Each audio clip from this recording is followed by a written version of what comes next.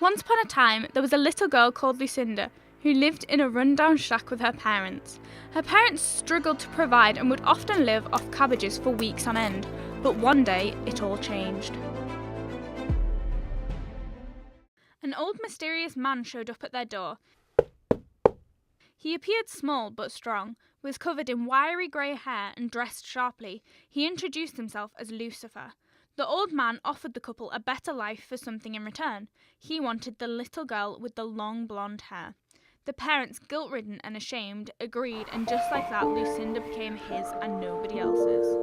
Lucinda was neglectfully brought up as Lucifer's slave and was treated abysmally. He wouldn't allow her to cut her hair or even wear decent clothes. They lived in an abandoned church which mysteriously had no doors. Against her will, she stayed in the clock tower and was forced to ring the bell every hour. She was miserable and had been for the past 16 years. Every day the old man would go out and collect wood, and when he returned would order her to let down her hair to gain access to the church. One day, Lucifer's charming young nephew Frederick came into town to visit. As he walked down the path to the church, he came across a peculiar sight. Lucinda, Lucinda, let down your hair. Frederick was intrigued and wanted to know answers. For the next few days, Frederick kept on returning and hiding in a nearby bush to spy on his uncle. By doing this, he figured out the times it was safest to explore the church. As Lucifer left the church, Frederick approached it. Lucinda, Lucinda, let down your hair. He called.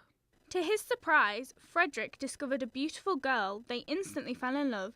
He returned daily to visit her, and they planned to run away and get married.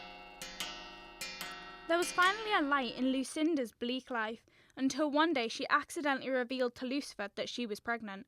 In a fit of rage, Lucifer attacked her. He cut off her hair and banished her into the forest to fend for herself. As quick as a flash, Lucinda was suffering once more. That day, Frederick followed his same routine and called up for Lucinda to pull him up. However, to his horror, he was greeted by his uncle in a jealous rage and was thrown out of the tower, landing in thorn bushes below, blinding him. For days, he wandered the forest, hoping to hear Lucinda's voice again, but the truth is, Lucinda could no longer sing. In fact, she couldn't do anything due to being attacked by Baltic winds and tree branches.